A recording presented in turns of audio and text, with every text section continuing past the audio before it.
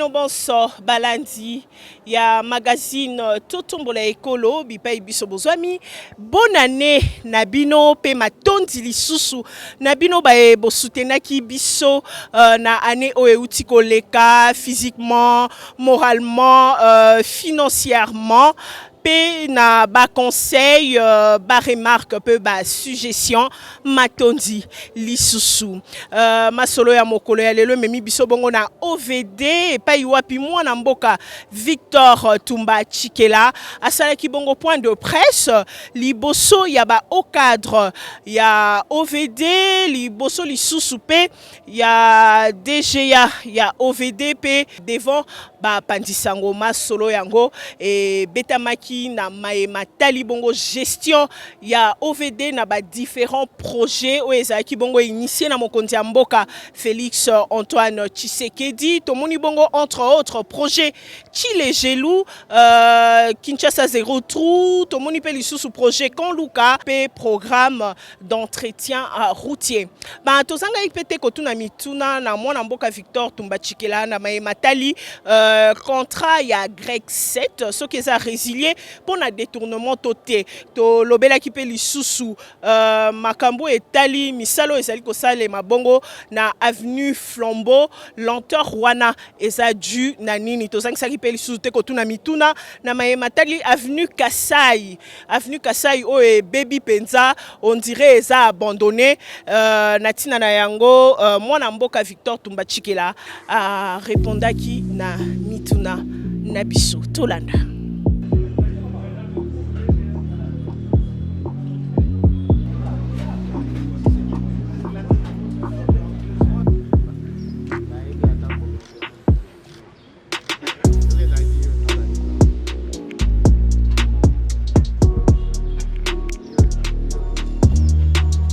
Comme l'a dit tout à l'heure, notre directrice chargée de la cellule de communication, nous avons voulu vous associer aujourd'hui pour faire un état des lieux des différents projets qui sont gérés par l'OVD.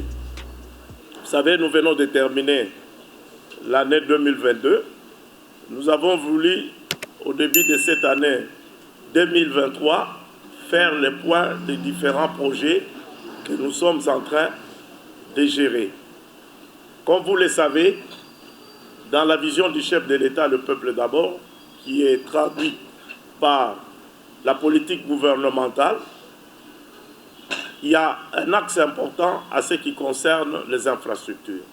Et comme vous le savez, le chef de l'État est très soucieux du développement des infrastructures. Et nous, l'OVD, nous sommes un maillon important dans le développement des infrastructures et nous avons une expertise éprouvée pour pouvoir réaliser un certain nombre de projets. Comme vous le savez, je crois Madame la directrice de la cellule de communication l'a dit, l'OVD agit de deux manières. Nous pouvons agir nous-mêmes avec nos régies, parce que toutes nos directions provinciales sont des régies, mais nous pouvons aussi agir en entreprise, c'est-à-dire faire les travaux par les entreprises. Quand il s'agit des entreprises, c'est-à-dire faire les travaux en régie et en entreprise, nous sommes obligés de passer par le processus de passation de marché. Comme vous le savez, l'OVD est respectueux de la réglementation sur la passation des marchés.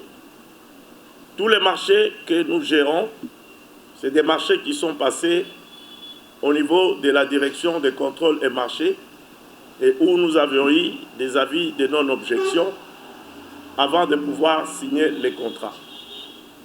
Mais quand nous travaillons en régie, on n'est pas obligé de passer par ce processus. Alors, pour le moment, l'Office de voirie et de drainage est en train de gérer un certain nombre de projets. Nous allons les regrouper, ces projets, selon les financements. Nous avons, parce que quand nous travaillons, nos sources de financement, c'est les trésors publics, c'est les FONER, mais nous agissons aussi sur des financements en extra budgétaire, quand le gouvernement monte un projet, nous utilisons un financement en extra budgétaire, mais qui vient du Trésor public. Mais nous avons aussi, dans le cadre de la coopération bilatérale et multilatérale, nous avons un certain nombre de projets que nous gérons. C'est notamment, par exemple, avec la JICA, nous gérons aussi des projets avec la BADEA, nous gérons des projets avec la BAT, nous gérons des projets avec la Banque mondiale. Mais le gros du travail que nous allons vous présenter aujourd'hui est fait sous le financement du Trésor public. Quels sont les projets que l'OVD est en train de gérer pour le moment? Nous allons commencer par les projets qui sont sous le financement du Trésor public. À ce qui concerne les projets qui sont gérés sous le financement du Trésor public, il y aura deux groupes. Le premier groupe, c'est ceux qui viennent directement du Trésor public de finances. C'est les projets zéro trou que nous sommes en train de gérer. Nous avons le projet Kanluka, qui est un projet qui est un peu hybride, qui reçoit des financements soit du Trésor public, soit à travers les FONER. Vous connaissez le projet de désenclavement de Kanluka. En dehors de ces projets que je viens de citer, qui reçoivent le financement du Trésor public, vous avez des projets que nous sommes en train de réaliser avec le financement des FONER, ce que nous appelons les PER, les programmes d'entretien routier. Ces programmes ne se réalisent pas seulement dans la ville de Kinshasa. Ça se réalise à travers toutes les provinces où nous sommes en train de réaliser les travaux. Et nous fonctionnons comment? Quand nous avons un financement avec les FONER, nous signons un protocole d'accord avec les FONER qui nous permet d'accéder au financement. Parce que pour les FONER, vous avez trois structures qui sont éligibles aux FONER. Vous avez l'OVD, l'Office de route et l'OVDA. Donc chaque année, nous faisons un programme avec les FONER et nous les présentons après validation par le ministre. Et on les présente au niveau du FONER pour pouvoir nous financer. Par exemple, pour le moment, nous attendons le financement de PER 2022. Mais nous avons travaillé avec les PER 2021 pour lesquels nous avons réalisé un certain nombre de projets. Ça, c'est les groupes de projets qui sont financés par le Trésor public et les PER. Mais nous avons un autre groupe, c'est avec le mécanisme de PPP. Ce sont des financements qu'on appelle les financements innovants. Et dans cette catégorie, vous retrouvez les projets JKK que nous réalisons à Kalemi. C'est 6 km avec 2 grands ponts qui sont en train d'être construits. Vous avez le projet ABC qui est dans la ville de Kinshasa. Vous avez le projet Moderne qui est dans la ville de Kinshasa. Vous avez le projet Chile-Gelou qui concerne la ville de Kinshasa et l'espace Grand Kassai. Vous avez le projet de 35 km que nous sommes en train de réaliser dans la ville de Bujimaï.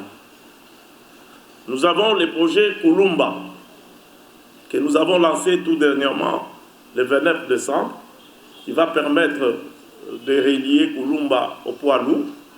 C'est toujours sous la forme de PPP. Nous avons aussi en partenariat avec le BSECO dans la ville de Kananga où nous sommes en train de travailler sur les voiries à peu près 60 km, mais sous le financement qui provient de BSECO. Mais l'OVD intervient là comme étant la mission de surveillance et avec comme mission la validation des études qui sont en train d'être réalisées. Voilà les groupes de travaux que nous réalisons en partenariat public-privé. Nous avons des travaux qui se réalisent dans cette ville sous le financement de la BADEA. C'est les travaux comme l'avenue Biangala, l'avenue Bianda, l'avenue vers Kiseso, vous avez, je crois, Croix-Rouge, mais pour lesquels les travaux n'ont pas encore commencé.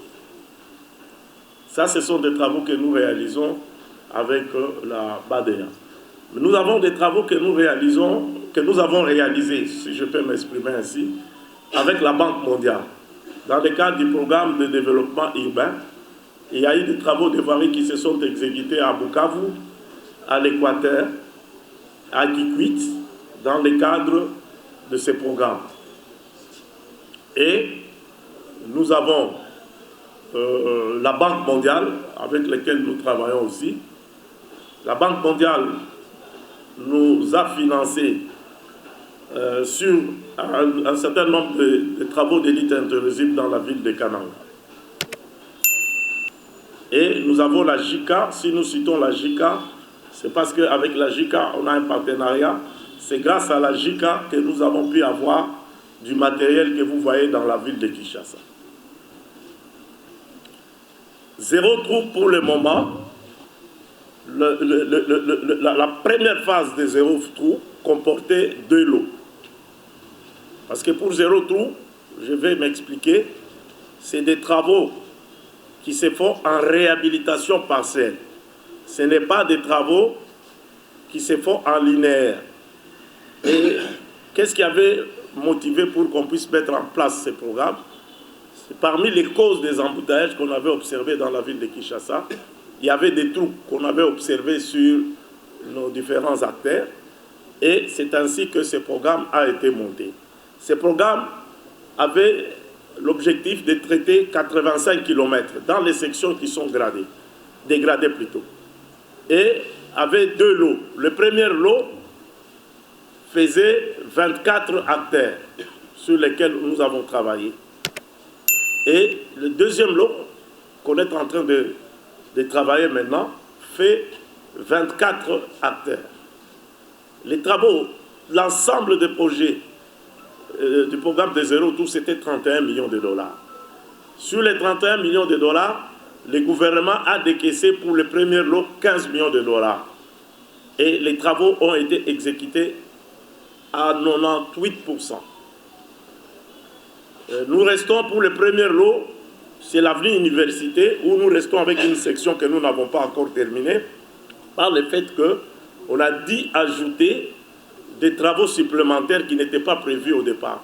C'est-à-dire sur l'avenue Université, parce que nous avons balayé l'avenue Université des Sende jusqu'au campus. Alors, il y a eu des endroits qui posaient un problème.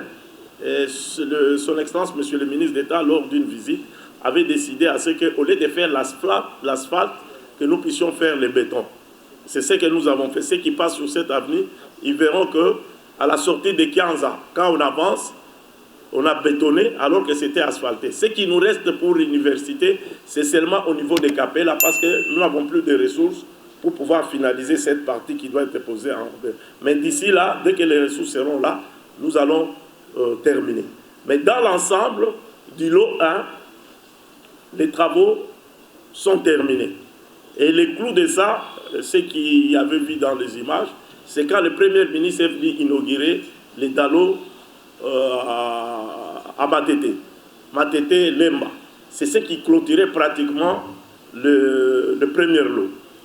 Alors dans le premier lot, vous avez comme l'avenue qui est ici, l'avenue Saint-Christophe.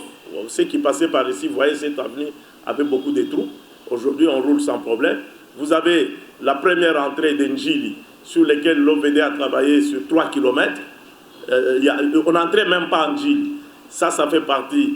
Vous avez l'avenue Bangala, que nous avons terminé. Aujourd'hui, nous avons l'avenue Moulumbakach. Nous avons LDK. Alors LDK, il faut bien préciser, quand nous avons travaillé sur LDK, c'était la section Gramali en remontant. Mais aujourd'hui, on observe des dégradations de l'autre côté, qui sont déjà prises en charge par l'OVD. Ce n'était pas dans les programmes, mais quand on a terminé ces programmes sur LDK, il y a eu des dégradations qui n'étaient pas là où on avait travaillé, et nous avons donné des instructions. Pour le moment, la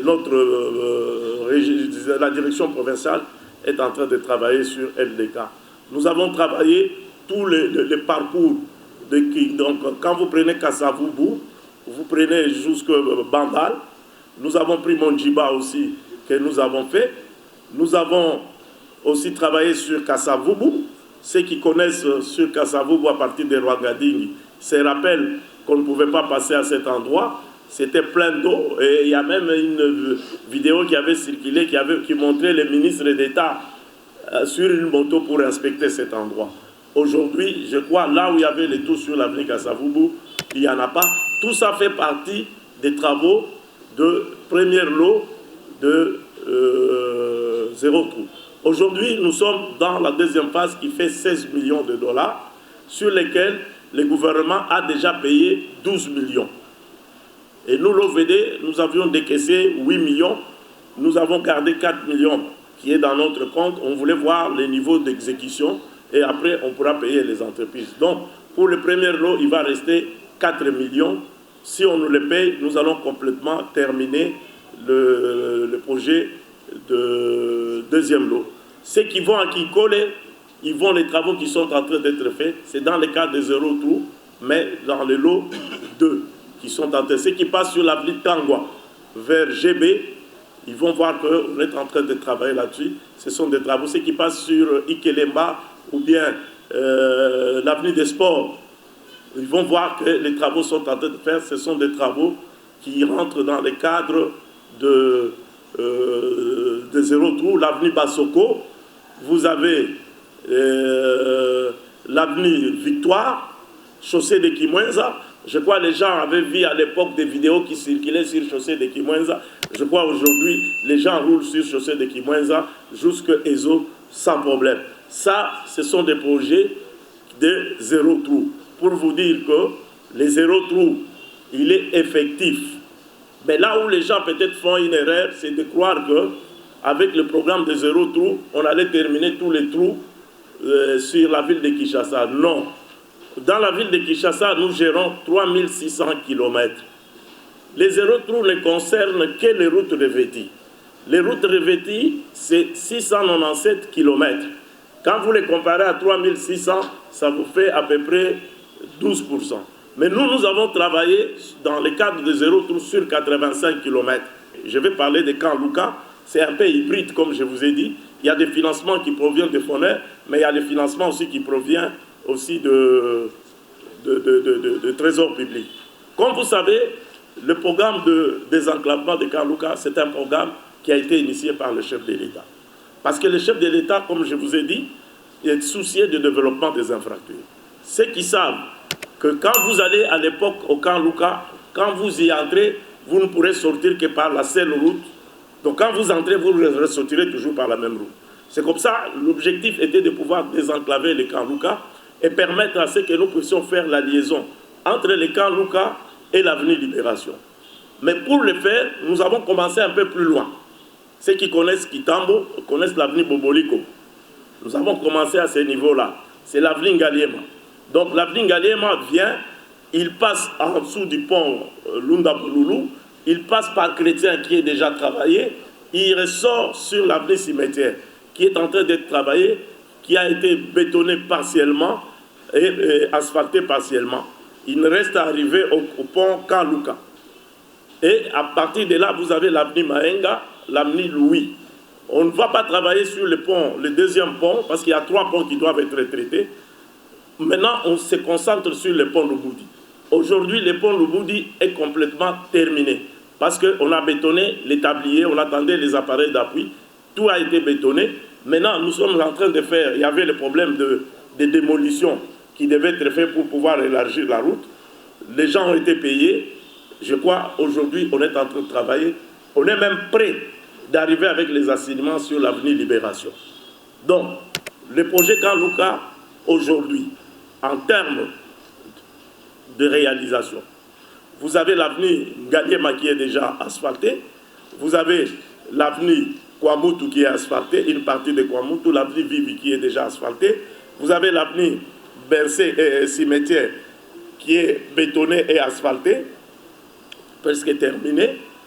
le pont est terminé, mais on est déjà du côté de Landou où on est en train de faire les assainissements. Donc aujourd'hui, en termes de pourcentage sur ces projets, nous pouvons nous situer à plus ou moins 50%. Il y a encore du chemin, mais c'est un projet qui fonctionne très bien pour vous montrer que les réalisations qui sont en train d'être faites. Ça, ce sont des projets qui sont sous le financement Trésor public, un peu hybride avec les FONER. Maintenant, je vais vous parler des PER. Le programme PER, c'est le programme qui est financé par le FONER. Comme je vous ai dit en introduction, je vous ai expliqué. Ces programmes concernent un certain nombre de travaux d'entretien qui se font dans cette ville ici. Pas seulement dans cette ville, ça se fait à travers toute la République. Ceux qui ont la chance de voyager à l'intérieur, je vous donne quelques exemples. Ceux qui connaissent la ville de Boende. La ville de Boende n'avait pas de voirie. Il n'existait pas de voirie. Il y a 3 grandes avenues à Boende, l'avenue Lumumba, l'avenue Mobutu et l'avenue de la Révolution. Aujourd'hui, vous pouvez circuler à Boende dans le cadre du programme PER, parce que l'OVD a fait 3 voiries. L'avenue de la Révolution, l'avenue Lumumba et l'avenue Mobutu. Oui. Et avec les assainissements, on peut circuler. Ce sont des routes en terre, on peut circuler. Ça, c'est des programmes que nous faisons avec les FONER. Vous allez à Guémena, ceux qui connaissent Guémena. Vous avez l'avenue de l'hôpital. Vous avez l'avenue Mobutu. Vous avez l'avenue Labo, c'est ça? Labo. Qui ont été travaillés avec les pères. Mais c'est en terre. On n'a pas encore asphalté. Parce que les ressources des FONER ne sont pas... Ce sont des travaux d'entretien. Nous avons construit à Guémena un ouvrage important qui permet de relier Guémena pour aller vers Bagata. Vous allez à Lissala. Nous avons travaillé sur l'avenue Aérodrome. Nous avons fait un grand collecteur. Et puis nous avons travaillé sur l'avenue du port. Donc, vous avez un certain nombre de lits antérosifs qui ont été faits avec les... Vous avez, aujourd'hui, ceux qui connaissent Kananga, vous avez une grande érosion qui a failli emporter toute une école, un centre hospitalier. C'est l'érosion Mamou Carmel. Absorbée. Vous avez une érosion qui allait couper les chemins de fer pour aller vers Ilebo. On appelle ça l'érosion abattoir, maîtrisée. Vous avez l'érosion qui mène vers l'université de Kananga, qui est maîtrisée. C'est des choses qui sont vérifiables. Dans toutes les provinces, avec le programme PER, nous sommes en train de réaliser. Nous avons construit la première route à Kabeya-Kamwanga. Il n'existait pas de route. C'est une route d'à peu près 1,6 km avec les assainissements. Mais c'est en terre. Mais aujourd'hui, au moins, à Kabeya-Kamwanga, on a une route, on peut circuler sur cette route-là. C'est vraiment un exploit. Ça, c'est toujours avec le PER que nous avons pu réaliser. Et toujours en Boujima, il y a aussi l'érosion qui attaquait les ponts Loubilanchi que nous avons pu maîtriser. Donc aujourd'hui, je peux vous affirmer, pour les projets Tchilé-Gélu, moi je vous donne les informations à la source, qu'on ne vous donne pas des informations erronées. La banque a décaissé, parce que l'ensemble du projet Tchilé-Gélu, ça nous fait 138 millions de dollars, y compris là-dedans la TVA, tous les autres frais, les taxes. Mais quand vous voulez voir la valeur des travaux de Tchilé-Gélu, c'est 119 millions de dollars. Les autres, le fait d'arriver à 138, vous avez 16% de la TVA et tout ça. Ben, on considère 138 millions. Alors, aujourd'hui, la banque a donné à CREC 7 37 millions de dollars. Le FONER a versé 27 millions 500.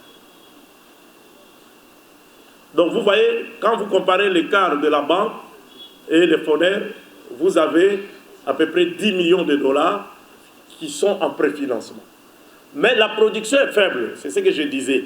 Parce que si vous prenez 138 millions, vous les divisez par 42 mois, vous allez voir la production mensuelle se situerait autour de 1 million de dollars. Pour la ville de Kinshasa, Tchilé-Gélu se comporte Très bien. Maintenant, je vais dans les Kasaï. Nous avons la ville de Mbujimaï. La ville de Mbujimaï avait 25 km. Donc 11 acteurs. Sur les 11 acteurs, l'entreprise a déjà travaillé sur 9 acteurs. Et il a déjà bétonné 2 km 300. Il a fait l'asphalte sur au moins 4 km. Donc nous avons au moins 6 km qui sont déjà terminés sur le bassin. Mais il se pose un problème dans l'espace Kasaï. C'est là où vous avez entendu que l'OVD a résilié le contrat. Parce que le projet Tchilé-Gelou a 2 contrats. A un contrat dans la ville de Kinshasa que nous n'avons pas résilié. Mais le deuxième contrat, c'est l'espace Kasaï. C'est ce contrat que vous avez entendu, où beaucoup de gens parlent et tout ça, que nous avons résilié. Je vous donne d'abord l'état de situation et puis je vais vous expliquer pourquoi on a résilié. Alors, vous avez la ville de Kananga, 35 km. Aujourd'hui, la production est très faible. Dans les contrats que nous avons signés, vous trouverez un article qui parle de la résiliation et qui définit les conditions dans lesquelles on peut résilier. Et nous nous sommes retrouvés dans ces conditions-là. C'est comme ça, nous avons, je vous ai dit, Tchilé-Gelou a 2 contrats. Nous n'avons pas résilié la ville de Kinshasa, nous avons résilié l'espace Kasaï. Et nous sommes en train déjà de mettre en place les mécanismes de substitution qui va se faire. Donc il n'y a pas à s'inquiéter, les mécanismes de substitution vont être mis en place très rapidement pour pouvoir rattraper. Voilà la raison pour laquelle c'est en termes de production et non pas en termes de mauvaise qualité des travaux ou bien en termes qu'on a volé l'argent. Non, parce que la production est là. Je vous ai donné la production de la ville de Mbujimaï. Je suis à 21 millions. J'ai déjà produit 10 millions de dollars. Il reste 11. Il reste encore 42 moins 21. Il reste 21 mois. Donc, si n'était été le problème, mais il y a aussi un autre problème qu'il faut expliquer, qu'a connu l'entreprise, c'est l'enclavement de l'espace Kasaï. Ceux qui connaissent l'espace Kasaï savent que pour amener des matériaux, c'est un problème. C'est ce qui explique que vous avez vu ces derniers temps dans les réseaux, les gens parlent du Kasaï. Presque toutes les entreprises qui sont en train de travailler au Kasaï sont confrontées à ce problème d'enclavement. Et la plupart des projets qui sont en train de faire sont ralentis à cause des problèmes d'approvisionnement. Parce que l'approvisionnement du Kasaï, c'est les Katanga, par le chemin de fer, soit par la route de l'Angola à partir de Kalambamouche. C'est ce qui a expliqué cette lenteur qu'on a observée en termes de production dans l'espace Kasaï, nous a amené à pouvoir résilier les contrats de l'espace Kasaï. Je crois que vous savez qu'il y a la problématique des inondations dans la ville de Kinshasa, pas seulement dans la ville de Kinshasa, même dans l'arrière-pays, pas seulement dans la République démocratique du Congo, mais c'est à travers le monde où vous rencontrez ces problèmes des inondations. Vous êtes à Paris, vous êtes aux États-Unis, en Afrique du Sud et tout ça. Il faut que les gens comprennent quelles sont les causes des inondations dans la ville de Kinshasa. Vous allez comprendre que la problématique des inondations est un problème multisectoriel. Quelles sont les causes des inondations dans la ville de Kinshasa? La première cause des inondations dans la ville de Kinshasa, c'est un déficit dans le système de drainage. Qu'est-ce que je vais dire par là? Je vais dire ceci. La ville de Kinshasa, qui avait à l'époque 500 000 habitants, aujourd'hui, cette ville a plus de 15 millions d'habitants. Le taux d'urbanisation n'a pas suivi. Ce qui fait que le système de drainage qu'on avait n'a pas suivi parce que l'urbanisation n'a pas suivi. Et vous avez des quartiers qui poussent n'importe comment sans suivre la réglementation. Qui fait que vous avez des quartiers où vous n'avez pas de drainage. Ça, c'est la première cause. Ça nous concerne, l'OVD. En ce sens que nous devons construire des systèmes de drainage. Mais construire les systèmes de drainage, ça implique quoi? Les ressources financières. Je vous ai dit que la ville de Kinshasa, c'est à peu près 3600 km. Vous n'avez que 697 qui sont revêtis. Et puis dans un état de délabrement. Le reste là, c'est les routes en terre où il n'y a même pas de caniveau. Ah, vous comprenez que ça, c'est la première des causes. Deuxième cause, c'est les constructions anarchiques. Parce que vous trouvez des gens qui ont construit sur les caniveaux. La ville de Kinshasa a 4 grands émissaires pour rejeter les eaux vers le fleuve qui est l'exécutoire naturel. Vous avez la rivière Gombe, vous avez la rivière Bichakou-Chakou, vous avez la rivière Mokali, vous avez la rivière Bassoko. Qu'est-ce qui se passe? Au lieu que les rivières amènent l'eau à la rivière, c'est plutôt le fleuve qui ramène les eaux. Vous avez la rivière Gombe. Quand vous arrivez à Planète J, il y a un étranglement qui s'est fait. On ne sait pas entrer avec des engins pour tirer, parce que les gens ont construit des bâtisses là. On ne sait pas entrer. Alors, vous avez une autre cause, c'est la montée du sable dans les fleuves. Le sable est monté dans les fleuves. Ça, ce n'est plus l'OVD. C'est le ministère des Transports qui doit draguer les fleuves. Les constructions anarchiques, c'est urbanisme, affaires foncières, hôtel de ville. Ce n'est pas l'OVD. Vous avez ici, je crois, ceux qui constatent sur Bolloré, hein, sur Poilour, vous voyez, ces derniers temps, il y a de l'eau. Mais les gens ont construit sur les caniveaux. On ne sait pas amener l'eau vers la rivière. On ne sait pas amener. Vous avez l'inondation qu'on observe ici sur Triomphal. Je crois que vous voyez les tôles jaunes, les tôles bleues. On est en train de faire, dans le cadre de la francophonie, on est en train de construire le pont Gabi, les collecteurs Gabi. Mais ces gens-là, pour travailler, ils doivent travailler à sec. Ils sont obligés de boucher pour permettre à ce que l'eau. Mais nous avons trouvé, je crois, ceux qui ont observé les dernières pluies, parce que nous avons travaillé sur les collecteurs Ngobari, où on a bougé l'eau. C'est comme ça que vous observez qu'il n'y a pas de... Vous avez à Bandal, si nous n'étions pas intervenus vers Bakayao, on allait continuer à voir les inondations. Je crois que ceux qui passent par là, ils voient, on a trouvé un collecteur qui était complètement bouché. Ça, c'est la problématique des inondations.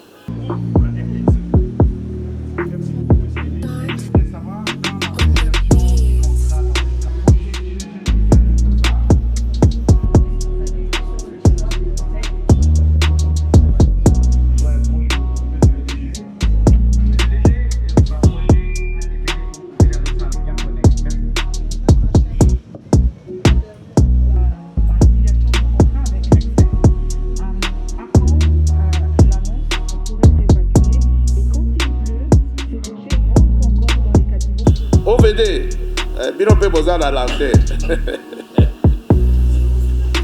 Non, Flambeau, oui. Flambeau est à 0 tour.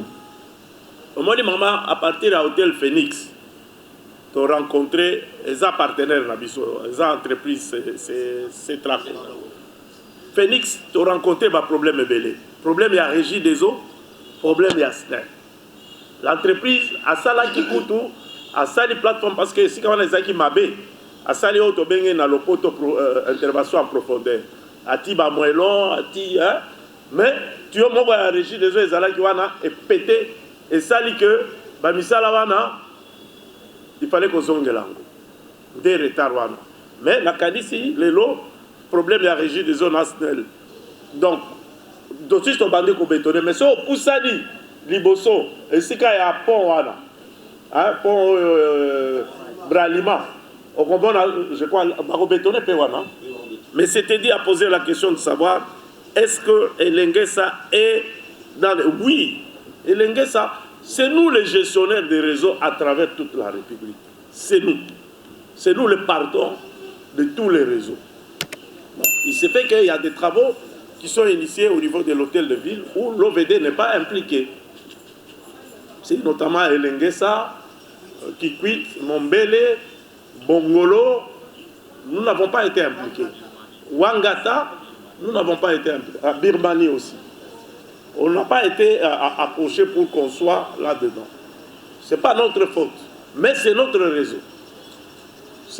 Nous ne sommes pas défaillants, nous cherchons toujours la collaboration, parce qu'on a posé la question, quelle est la collaboration que vous avez. Nous avons une bonne collaboration avec l'hôtel de ville. Dans le cadre, par exemple, des Zéro Trou, ils assurent avec nous la surveillance des travaux des eaux. C'est ça. Ils assurent Kulumba. Le Kulumba qu'on a lancé le 29, ils vont assurer avec nous la surveillance des travaux. Donc la collaboration est là. Mais il y a des mécanismes qu'on doit mettre en place pour trouver. De façon, c'est quand on amorce certains travaux, il faut que nous qui sommes les gestionnaires, nous soyons impliqués.